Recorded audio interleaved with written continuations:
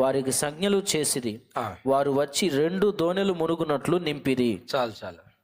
ఏమండి, యేసయ్య చెప్పినట్టుగా ఆయన చెప్పిన మాట తీసుకొని మరొకసారి ప్రయత్నం చేస్తే ఖాళీ బొట్ల, ఖాళీ వల, 1 దోణె నిండిందా, 2 దోణెలు నిండినాయా? 2 దోణెలు నిండిపోయినాయి యేసు నామంలో. ఎంతకాలం నుంచి మీరు ప్రయాసపడుతున్నారో, ఎన్నెన్ని ప్రయత్నాలు చేస్తున్నారు, అటు వ్యాపార పరంగా, ఇటు ఉద్యోగ పరంగా, ఇటు వివాహాల పరంగా, ఇటు పిల్లలు లేరనే కానీ ఏ విధాలుగా ఎన్నెన్ని విధాలుగా మీరు హాస్పిటల్ చుట్టూ కానీ ఎన్ని విధాలుగా ప్రయత్నం చేసి విసిగి వేసారిపోయి సాలిపోయి సొమ్మసిల్లిపోయి ఉన్నారు.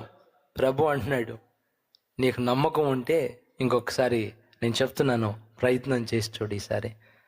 ఈసారి ఒక్కడికి నీ కొరకు నేను అన్నిటినీ సమకూర్చి పెట్టాను. ఏం చేయకపోయినా అదే ఖాళీ. నువ్వు అడుగు వేయకపోయినా ఏం పొందుకునేది లేదు, అట్లానే ఉంటావు. కానీ అడిగేసి చూస్తే ఇంకో ప్రయత్నం చేసి చూస్తే 1కి 2 నా దేవుడు దీవెన ఇచ్చి తీరుతాడు యేసు నామంలో. హల్లెలూయా. చెప్పు గట్టిగా, హల్లెలూయా.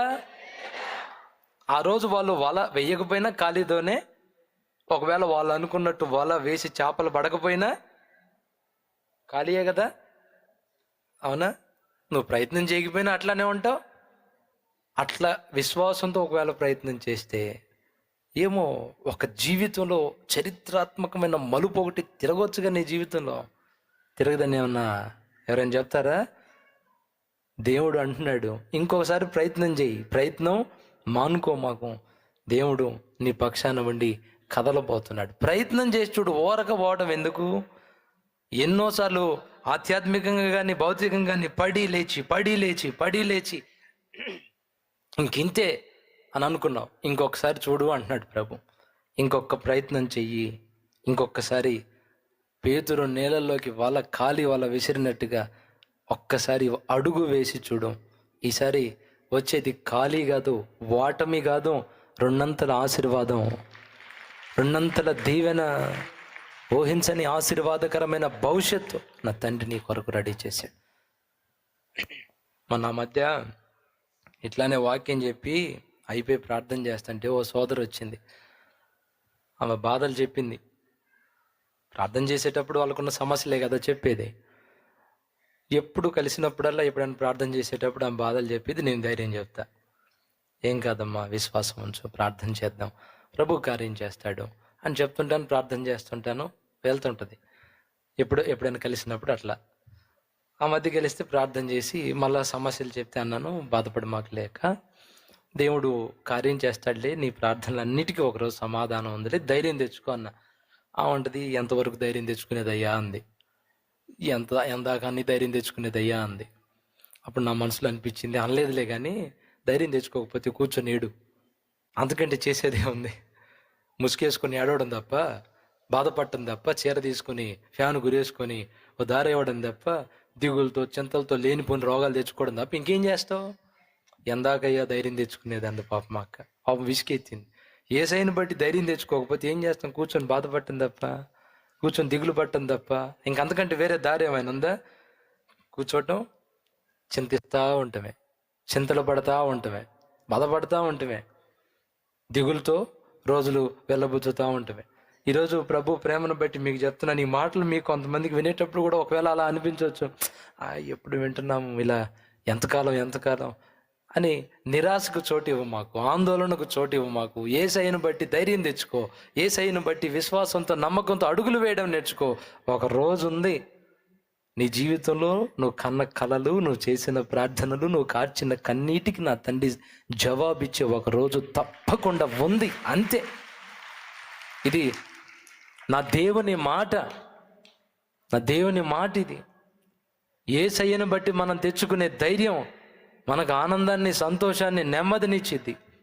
ఇంక యేసయ్యను బట్టి కాకపోతే రాజకీయ నాయకులను బట్టి తెచ్చుకుంటావా? మోదీ గారు వచ్చి సాయం చేస్తాడు నీకు, పక్క రాష్ట్రం సీఎం గారు వచ్చి చేస్తారు. ఎవరు చేస్తారు? ఇంకా ఏ ధైర్యం ఉంది? డాక్టర్లు ఏమన్నా బాగు చేస్తారని ధైర్యమా? వాళ్ళందరూ ఒకవేళ వాళ్ళని బట్టి ధైర్యం తెచ్చుకోవాలంటే మన దగ్గర డబ్బు ఉండాలి. డబ్బు ఉంది కాబట్టి వాళ్ళు ఆదుకుంటారన్న ఒక నమ్మకం. కానీ ఇప్పుడు యేసయ్య దగ్గరకు వచ్చి మనం ఆయన్ని బట్టి ధైర్యం తెచ్చుకోవడానికి ఫీజు ఏమైనా ఉందా? ఏం అవసరం లేదు. ఆయన చేసిన సాహస కార్యాలు ఉన్నాయి బైబిల్లో. ఆయన్ని గుడ్డిగా నమ్మొచ్చు అంతే. ఎలా నమ్మొచ్చు? వాళ్ళు వీళ్ళు అంటుంటారు, అరే గుడ్డిగా నమ్ముతున్నావు, మోసపోతావు. ఒకవేళ మనుషులు నిన్ను గుడ్డిగా నమ్మితే మోసపోతామేమో, గొంతులో పడిపోతామేమో, కానీ యేసయ్యని గుడ్డిగా నమ్మితే మనం మోసపోము. మనల్ని మాత్రం గమ్యం చేర్చి తీరుతాడు నా తండ్రి. హల్లెలూయా, హల్లెలూయా. చూడండి, ఊరకనే ఉండకుండా విశ్వాసంతో దేవుణ్ణి బట్టి అడుగు వేసిన వాళ్ళందరి జీవితాల్లో కార్యాలు జరిగినాయా లేదా? ఈ 4 కుష్ఠరోగులు కడుపు నిండా సమృద్ధిగా తిన్నారా లేదా? వాళ్ళు తింటమేనా? దేశానికి దీవెనకరంగా మారిపోయారు వాళ్ళు.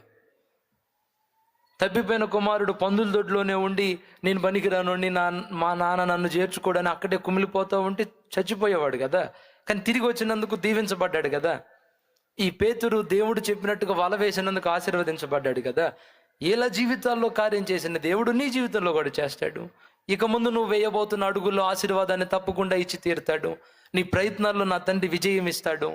నువ్వు చేసే పనుల్లో, వ్యాపారంలో, వ్యవసాయంలో ఆశీర్వాదాన్ని కొమ్మరిస్తాడు నా దేవుడు. చేయడా? చేస్తాడు.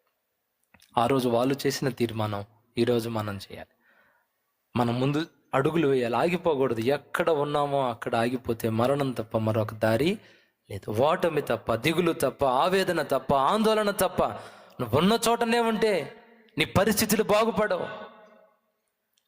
అడుగు వేస్తేనే ఆశీర్వాదం. ఒక పాయింట్ చెప్పాను నేను అంశంలో. ఇంకా కిందకి వెళ్తే మనం ధ్యానం చేసుకుంటూ వెళ్తే బోల్డ్ అన్ని పాఠాలు అక్కడ మనకి దొరుకుతాయి. అవి మనం ఇంటికి వెళ్ళిన తర్వాత